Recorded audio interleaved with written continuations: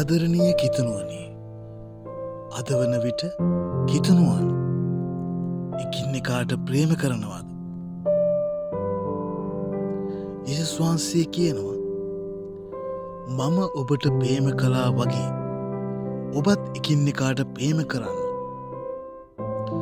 කිතුනුවනි, අපි මොහොතක් නතර වෙලා බලමු. අද වන විට කිතුනුවන් එකිනෙකාට ප්‍රේම කරනවාද? යේසුස් තම මරණයට පෙරදා රාත්‍රියේදී තම හිතයිසී ගෝලයන්ට විසී පැවසුවා. මම දැන් ඔබට අලුත් ආඥාවක් දෙන්න කැමතියි. එනම් ඔබ එකිනෙකාට ප්‍රේම කළ යුතුයි. මම ඔබට ප්‍රේම කළා වගේ ඔබත් එකිනෙකාට ප්‍රේම කරන්න. ඔබ අතරේ ප්‍රේමය ඇත්නම් ඔබ මාගේ ගෝලයන් බව සියලු දෙනාම දැනගනි. යොහාන් පොතේ 13 වෙනි පරිච්ඡේදයේ 34-35 කියවලා බලන්න.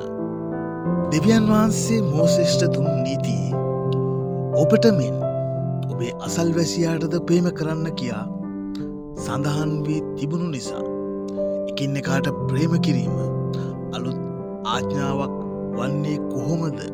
ප්‍රශ්නාර්ථයක් ඔබට පැනනැගෙන්න පුළුවන්. යේසුස් වහන්සේ පැවසූ මේ දෙයින් එම ප්‍රශ්නයට පිළිතුරු ලැබෙනවා. මගේ ආඥාව මෙයයි. එනම් මා ඔබට ප්‍රේම කළා වගේම ඔබත් එකිනෙකාට ප්‍රේම කරන්න. කෙනෙක් තම මිත්‍රයන් උදෙසා තම ජීවිතය දෙනවා නම් ඊට වඩා උතුම් ප්‍රේමයක් තවත් නැහැ. යොහාන් පොතේ 15 වෙනි පරිච්ඡේදයේ 12 වෙනි පදය 13 වෙනි පදයත් ඔබ කියවලා බලන්න. වෙනත් විදියකින් පවසනවා නම් අලුත් ආඥාවේ අර්ථය මෙයයි. ඔබට මෙන් නොව ඔබටත් වඩා අන් අයට ප්‍රේම කරන්න. එසේනම් යේසුස් දුන් අලුත් ආඥාවට අනුව අන් අය වෙනුවෙන් අපගේ ජීවිතය දීමට තරම් ප්‍රේමයක් පෙන්විය යුතු වුණා. එවැනි ප්‍රේමයක් පෙන්වන්නේ කෙසේද කියා යේසුස් තම ජීවිතය ගත කළ ආකාරයෙන් හා ඔහුගේ ජීවිතය අන් අය වෙනුවෙන් පූජා කළ ආකාරයෙන් ආදර්ශයක්ව තැබුවා. මොහොතක් නතර වී අහන්න මගේ කිතුනුව. මේ වන විට සභාවක් සභාවකට ප්‍රේම කරනවාද? එහෙමත් නැත්නම් නිකායක් තවත් නිකායකට ප්‍රේම කරනවාද? තවත් විදියකින් සභාවක් ඇතුළේ සිටින කෙනෙක් තවත් කෙනෙකුට ප්‍රේම කරනවාද? ඔබට මොහොතක් නතර වෙලා හිතන්න පුළුවන්. මේ වන විට සභාවක් තවත් සභාවකට ඇඟිල්ල දික් කරමින් ඔවුන් වැරදි අපි හරි කියන තැනට සියලු සභාවන් මේ විදිහට යේසුස් වහන්සේව බෙදාගන්න අපේ යේසුස් වහන්සේ කියා පොරකමින් එකින් එකාව ප්‍රතික්ෂේප කරමින් එකින් එකාව විවේචනය කරමින් තමා තිබෙන්නේ.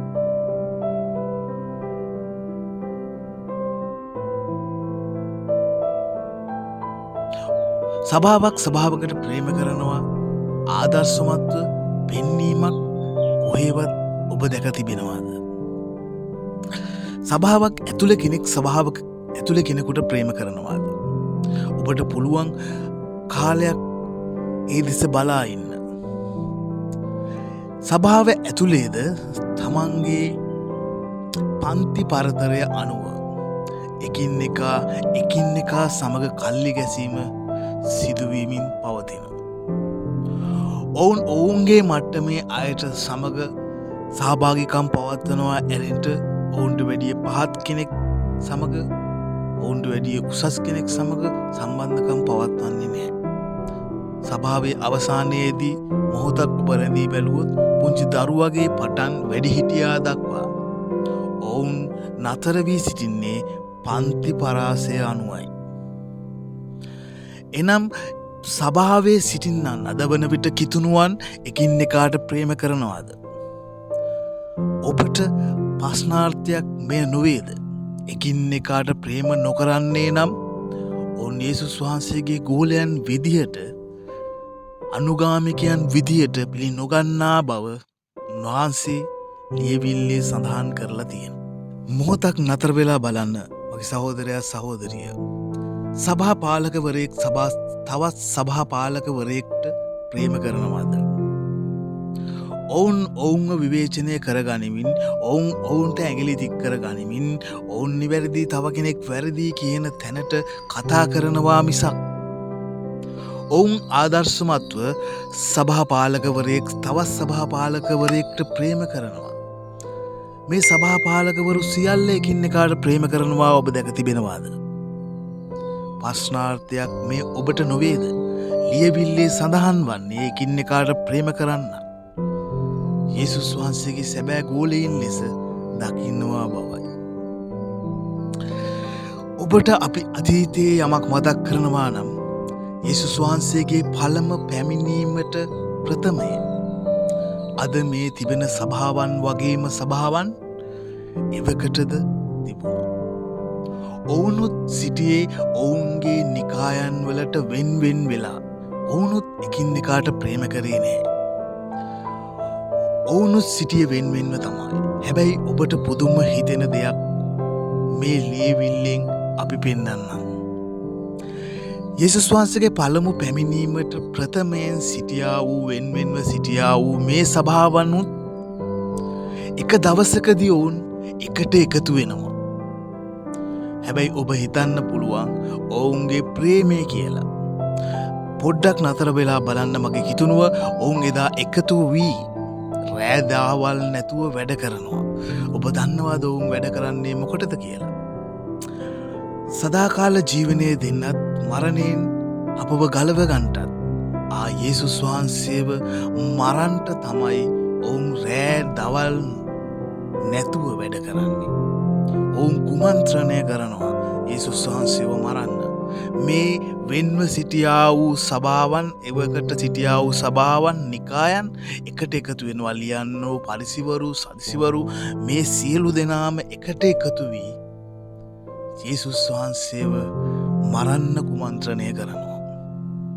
මගේ ආදරණීය කිතුණුවනි, මේ උදෑසන අපි ඔබට ගේන්නේ පණිවිඩය. ඔබ මොහොතක් නතර වී බලන්න. යේසුස් වහන්සේගේ පළමු පැමිණීමේදී සිටියා වූ සභාවන් වෙන්වෙන්ව සිටියා වූ සභාවන් අවසානයේදී ඔවුන් එක්ව මරණයෙන් ජීවනයට ගෙනියන්නට ආපු දෙවියන් වහන්සේගේ ඒකජාතක පුත්‍රයාව මරන්න කුමන්ත්‍රණය කරනවා. එසේනම් යේසුස් වහන්සේගේ දෙවන පැමිණීමේදී අද මේ සිටින සභාවන් මේ වෙන්ව සිටින්නා වූ සභාවන් එක්ව මොනවා දෙයක් කරයිද?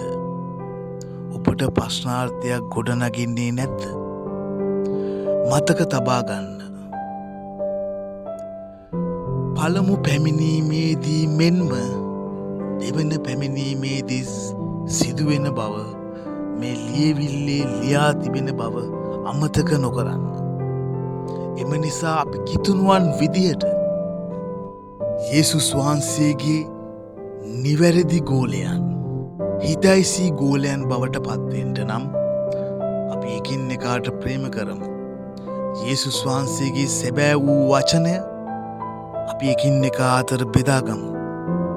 මේ වන විට සභාවන් තුළ ඔබ ඉදිරියේ සිටින්නන් ප්‍රකාශ කරන්නා ඔවුන්ගේ සිතුවිලි ඔවුන්ගේ කතන්දර නිසා කිතුණුවන් අන්ධ වී සිටිනවා. මේ අන්ධ වී විනාශයට යන නිරයට යන කිතුණුවන්ට සැබෑ වචනය රැගෙන යන්න ඔබත් යේසුස් වහන්සේගේ ප්‍රේමණීය ගෝලයෙක් බවට පත්වෙන්න. උන්වහන්සේ පිළිගන්නා ගෝලයෙක් බවට පත්වෙන්න. එකින් එකාට ප්‍රේම කරන්න, ඔවුන්ට අනුකම්පා කරන්න, ඔවුන් නොදන්නා වූ දේ යේසුස් වහන්සේගේ සැබෑ වූ වචනය ඔවුන්ට උගන්වන්න, ඔවුන්ට ප්‍රකාශ කරන්න, මරණයෙන් ගලවගන්න සදාකාල ජීවනය අපි අපේ සහෝදරයන්ට ලබා දිය යුතුයි. ඉතින් මගේ ආදරණීය කිතුණුවනි, මේ උදෑසන අපි ඔබට සැබෑ වූ වචනයෙන් බිඳක් අරගෙන ආවා. එය ඔබට වැදගත් වුණා නම් තවත් කෙනෙකුට එය ලබා ගැනීමට සලස්වන්න. ඉතින් මේ රැගෙනාපු අපි ජේසුස් ගොඩනගන මනුස්සයන්, ජයග්‍රාහික මනුස්සයන්, JBT Man. ඔබට යහපත් දවසක් වේවා. ආමේන්.